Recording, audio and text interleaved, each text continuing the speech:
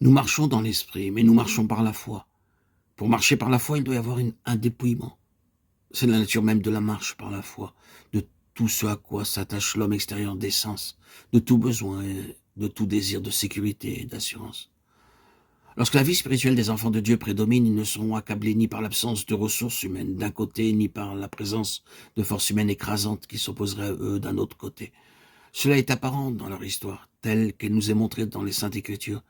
Mais il est aussi vrai que lorsque la vie spirituelle est faible, non développée ou en déclin, ils chercheront autour d'eux quelques ressources tangibles et visibles à laquelle ils pourront s'attacher. L'Égypte remplacera toujours Dieu partout où la vie spirituelle est faible. Croire aux directions intuitives du Saint-Esprit dans notre esprit et mettre notre confiance en elles, alors même qu'elles sont si différentes des voies des hommes et alors même qu'elles nous amèneraient dans un Canaan rempli d'idolâtrie et où règne une grande famine, là où tout est si contraire à ce que votre homme extérieur a pensé être en accord avec une direction et une promesse de Dieu. Laissez notre vieille sphère de vie dans ce monde, quitter notre famille, la maison de notre père pour ceci, cela, et être obligé d'attendre ensuite à travers un dépouillement continuel de ses moyens, de ses méthodes, de ses habitudes et de ses jugements, qui sont la constitution même de l'homme naturel. Telle est la loi de la marche spirituelle. Mais c'est le chemin que Dieu a choisi et voulu, le chemin qui le justifiera avec le plus de puissance.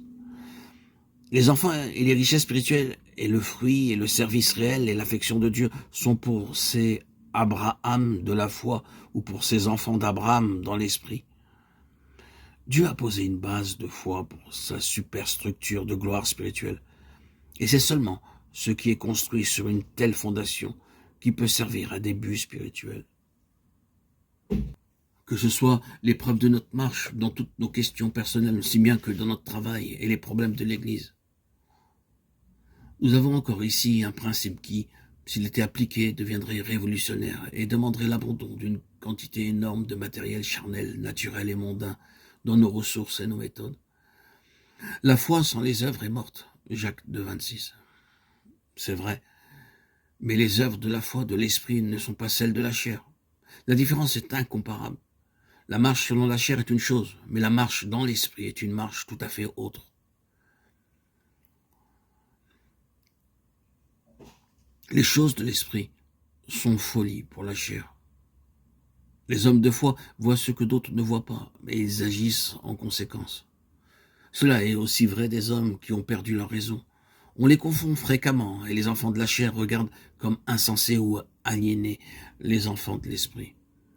Ils sont incapables de discerner entre la démence des hommes et la folie de Dieu, qui est plus sage que les hommes. 1 Corinthiens 1, 25.